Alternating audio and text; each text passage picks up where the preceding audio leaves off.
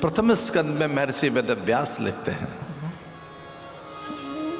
जन्माद्यस्य यतोऽन्वयादितरतश्चार्थेषु विद्यः स्वराट् तेने ब्रह्महृदाययादिकवये मुह्यन्ति यत् सूरयः तेजो वारिमृदां यथा विनिमयो यत्र त्रिसर्गो मृषा धाम्ना स्वेन सदा निरहस्तकुहकं सत्यं परं धीमहि सत्यं परं धीमहि। जो आद्य में, जो आरंभ में, आरंभ के भी आरंभ में, प्रारंभ के पूर्व की पूर्वता की अपूर्वता में है, जो पहले से पहले सबसे पहले है, आरंभ के भी आरंभ में, प्रारंभ के भी प्रारंभ में। अब प्रारंभ जैसे मान लो अंकुर का है, अंकुरण हुआ, दिख रहा है कि वो अंकुर निकला है धरती से, पर उससे भी पहले कोई एक प्रारंभ है, अंकुर होने से पहले की कोई एक यात्रा, कि वो गल गया है बीज, और गलने से भी पहले की कोई एक यात्रा कि अब गलना चाहता है।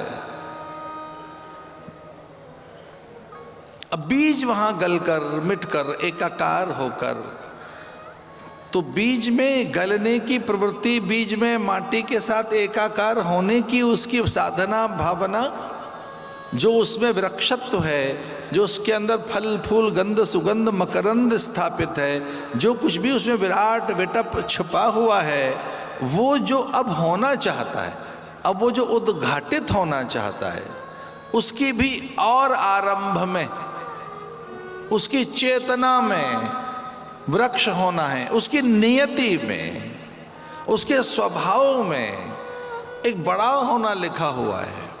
और उसमें भी फिर विविधताएं हैं, बहुत विविधताओं के साथ विचित्रताएं हैं, और उसके अलग अलग अलग उसका वैशिष्ट है। छाल का लगे, छाया का लगे, पत्ती का लगे, सूखी पत्ती का लगे, काष्ठ का अलग है, फल का छिलके का अलग है। बहुत पहले ये जो माया, त्रिसर्गो मृषा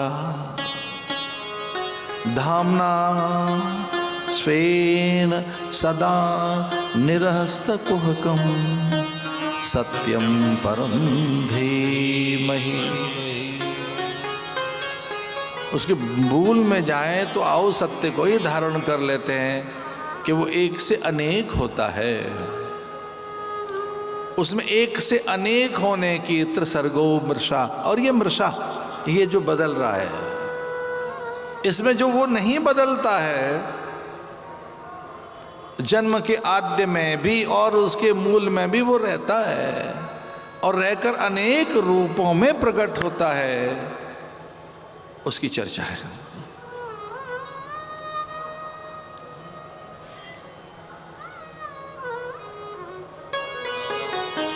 पांडवों के युद्ध की चर्चा, उनके कुछ कुछ चरित्र हैं, कुंती गांधारी के, पांडु के, धृतराष्ट्र के। अगर गीता का पहला देखें श्लोक तो वो धृतराष्ट्र के मुंह से निकला है।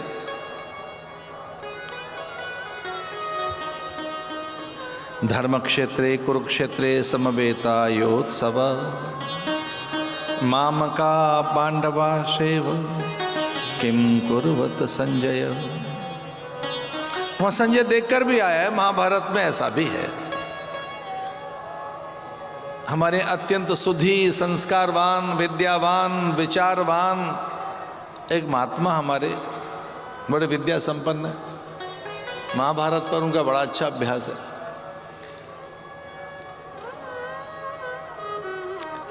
वो युद्ध का साक्षी बना है संजय, वहां की मनस्थिति देखकर भी आया है।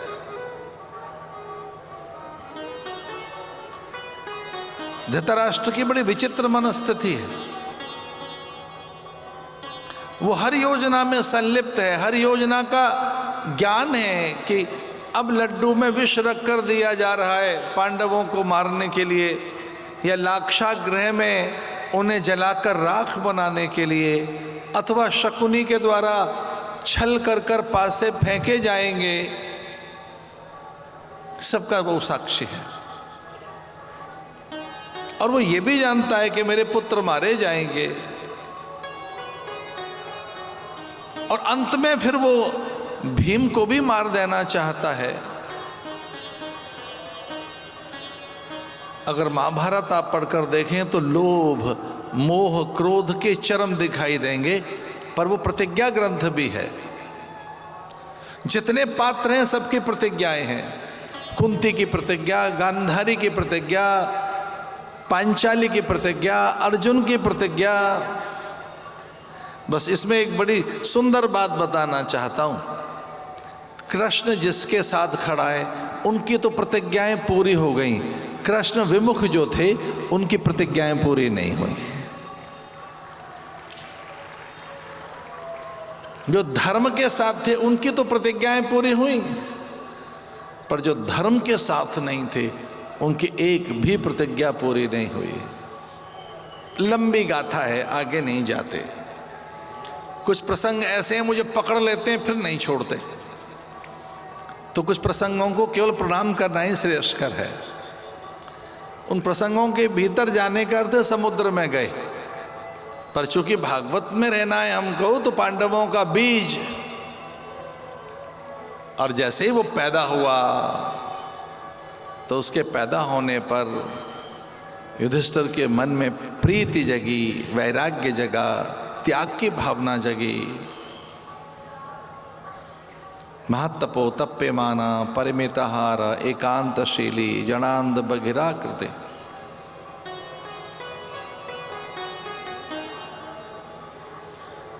उत्तरा की कोख से पैदा हुआ अभिमन्यु का बेटा, जिसकी लंबे समय से, लंबे काल से जिसकी प्रतीक्षा की जा रही थी, इसलिए उसका नाम परीक्षित रखा गया। अथवा उसकी अनेक परीक्षाएं ली गईं, ब्रह्मास्त्र डाला गया उसके सामने कि ये बचने न पाए। अश्वत्थामा ने ब्रह्मास्त्र चलाया था, लेकिन सुदर्शन चक्र चल पड़ा उसकी रक्षा के लिए, बालक की रक्षा हुई। तो परासत्ता द्वारा जो अभिरक्षित है उसका नाम परीक्षित रखा गया, जिसकी परासत्ता ने अभिरक्षा की। और ये सास से सीखा उत्तरा ने, अपनी माताओं से, सास की सास की सास से, माता की माता की माता से, माता फिर माता मई और बड़ी माताएं। पिता अपने पुत्र को कथाएं सुनाता है अपने पिता की। कई बार तो दादा भी घर में होता है तो कथाएं सुनाता है, गाथाएं सुनाता है, पौरुष की, पराक्रम की। बस इतना ही सुनाया गया था कि अभी संकट हो, विपत्ति हो तो एक ही सहायक बनता है, वो कृष्ण है, गोविंद है। आपदा विपदा में, अभाव रोग शोक में, दैन्य दारिद्र में केवल एक ही सहायक है, और वो भगवान का नाम है। तस्मात् सर्वेषु कालेषु, प्रत्येक अवस्था में विपत्ति कब आती है? जब नाम का विस्मरण हो जाए। इसलिए कुंती ने ये धीरे से एक मंत्र सिखा दिया था कि कोई बाण, अस्त्र, शस्त्र, किसी प्रकार का भी कोई उपद्रव, और तो और ब्रह्मास्त्र भी तेरे गर्भ का क्षय नहीं कर सकता। और कौरव ऐसा चाहेंगे, अथवा अनेक शत्रु हैं जो तेरे इस अंतिम पांडव को मारना चाहेंगे, ईर्ष्या में, द्वेष में, इसकी रक्षा करना। और ब्रह्मास्त्र भी आ जाए तो यह मंत्र है, इसका साधन करना। कई बार कुल मान्याएं, जठेरी, ज्येष्ठ जनों के उपदेश हमें मानने चाहिए। कुंती ने उपदेश दे दिया था, कृष्णाय वासुदेवाय हरये परमात्मने प्रणतक्लेशनाशाय गोविंदाय नमो नमः। इसका जप करती रहना। तो कृष्ण की ऊर्जा लेकर, कृष्ण का स्मरण लेकर भगवान का अपार तेज अपने पास लेकर गर्भ को सींचने लगी। क्योंकि अब पिता तो है नहीं, गर्भाधान एक बड़ा संस्कार है। और उसी का ये बालक परीक्षित, अभिमन्यु का पुत्र। और जैसे ही बालक पैदा हुआ तो गिरिकंदराओं में बैठे हुए योगियों की आंखें खुली। बालक के जन्म लेते ही सिद्ध पुरुषों की आंखें खुल गईं कि अब एक बड़ी घटना होने वाली है धरती पर। कली करवट लेने लगा, द्वापर बीत रहा है और कलयुग का आगमन होगा। तो जो सिद्ध पुरुष बैठे थे युगों युगों से, वे कली के आगमन की आहट से आंखें खोलकर बैठ गए कि जिसे निमित्त बनाएगा कली, वो परीक्षित अब पैदा हो गया है। वो धर्मात्मा पुरुष, सभ्य पुरुष, एक योगी का जन्म हो गया है जिसमें कृष्ण के अंश हैं। भगवान ने अपने समग्र अंश परीक्षित में स्थापित किए थे। परासत्ता द्वारा, पराशक्ति द्वारा, प्राज्ञ सत्ता द्वारा उस बालक की रक्षा की गई, इसलिए उसका नाम रखा गया परीक्षित। और जैसे ही पैदा हुआ, ये अनुभव की बात बता रहा हूं मैं आपको, कि जैसे महापुरुषों के दर्शन होते हैं, पहली अनुभूति हमें होती है त्याग की, तो हम विषय से मुक्त होना चाहते हैं।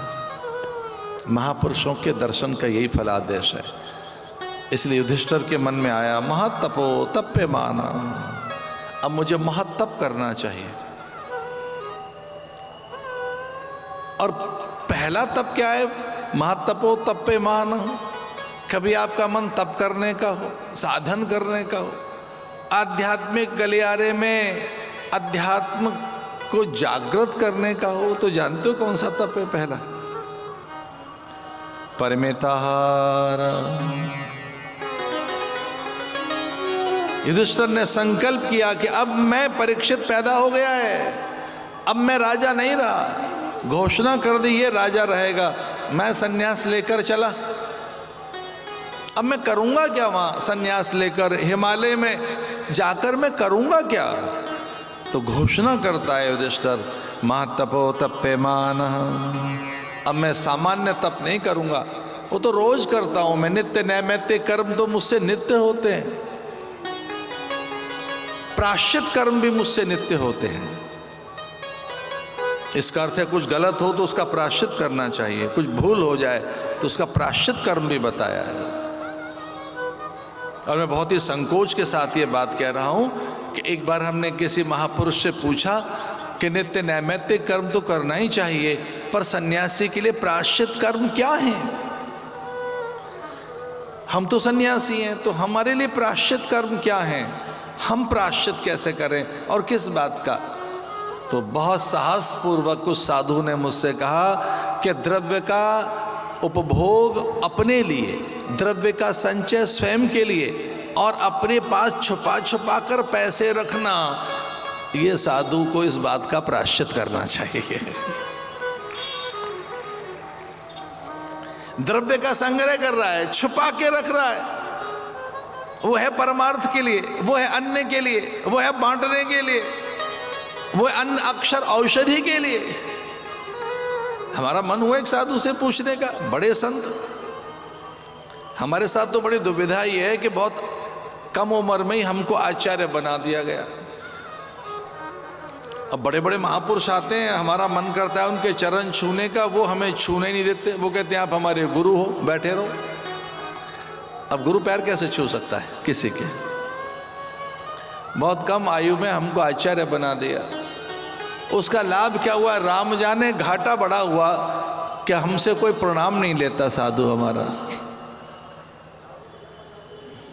हमने तो पूछा एक साधु से कि हमसे बड़ी भूल होती है, उनके कोई प्रायश्चित भी हैं क्या? बोले हाँ, एक प्रायश्चित, द्रव्य से ही सारी घटनाएं जाती हैं, जगती हैं।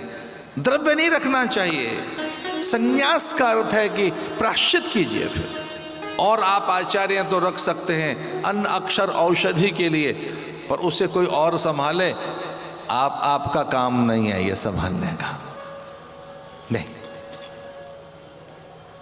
युधिष्ठिर कहता है कि द्रव्य मेरे लिए नहीं है, और कभी एक बार मेरे मन में ऐसा आता है कि ये सब चीजें संभाल के रखी जाएं, जल फल फूल अन्न औषधियां, ये सारे भंडार मेरे मन में क्यों ऐसा आता है, इन्हें संभाल के रखा जाए, प्रकृति अपने आप संभाल के रखेगी इन्हें, इसलिए प्रायश्चित करता हूं मैं। नित्य नैमित्तिक कर्म अगर न हो तो प्रायश्चित कीजिए। महत्तपो तप्यमानः, अब मैं तप करने जा रहा हूं, पर कौन सा तप? परिमिताहार, आहार शुद्धि, सत्व शुद्धि, अभयम सत्व संशुद्धि, आहार शुद्धि सत्व शुद्धि, आहार की शुचिता बड़ी चीज है। परिमिताहार, एकांतशीली, एकांत में, एकांत औषधि है भैया, एकांत में भजन होता है। बहुत से लोग भीड़ में भी एकांत ढूंढ लेते हैं, और कुछ लोग एकांत में भी भीड़ इकट्ठी कर लेते हैं। मन में भीड़ रहती है कुछ लोगों के, और कुछ लोग भीड़ में भी अकेले रहते हैं। अब हम ये तो नहीं कहते कि हमको कौन सी कला आती है, पर गुरुजनों से बाजीगरी हमने भी सीखी है। भीड़ में रहो, अकेले रहो, उनको पता न लगे सबके संग में रहकर किसी के संग में नहीं है। असंगो हम,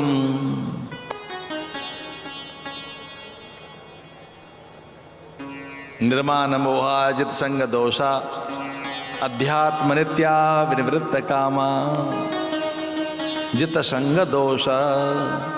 जिनके संग में रहते हैं उसका दोष भी लगता है, वो अपनी प्रकृति स्वभाव अपनी आदतें अभ्यास सब डाल देते हैं आप में, संग का दोष भी लगता है। युधिष्ठिर घोषणा करता है,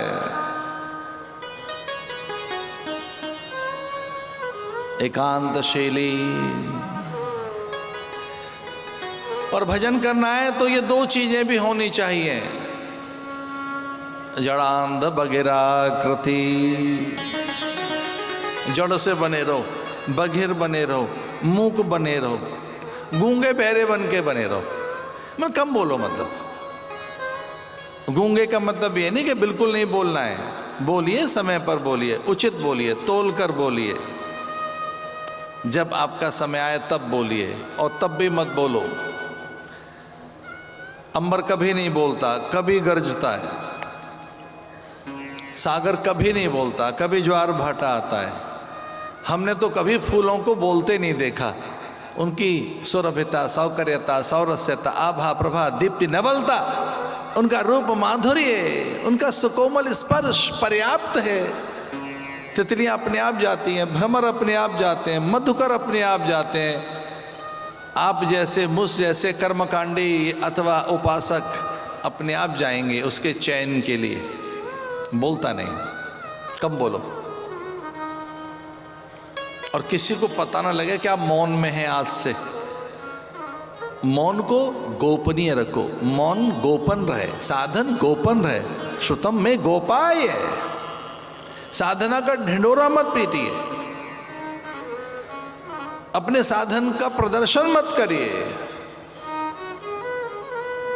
और घोषणा करता है राजा युधिष्ठिर, कहता है क्या मैं राजा नहीं रहा? इस बालक के जन्म से ही मुझ में वैराग्य पैदा हुआ है। जड़ांध बगिराकृति, बघिर मौन कम, और गूंगा बहरा, अंधा भी। अंधे का अर्थ क्या है? उतना ही देखो जितने में काम चल जाए, बाकी की चीजें नहीं।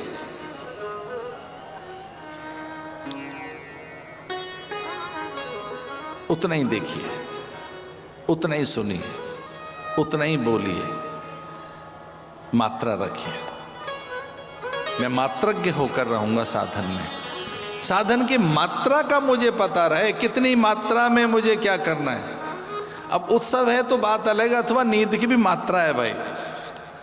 अब यहाँ कुंभ के मेले में लेकिन हाँ नींद की भी मात्रा है, आहार की भी मात्रा है, मात्रा कम ज़्यादा नहीं होनी चाहिए। तो ये मात्राएं मुझे ठीक करनी है, मुझे अनुपात ठीक करना है, मुझे जीवन में एक संतुलन बैठाना है, इसलिए मैं हिमालय चला। और राजा परीक्षित को राज्य देकर वो हिमालय, और भाई भी उनका अनुसरण करते हैं।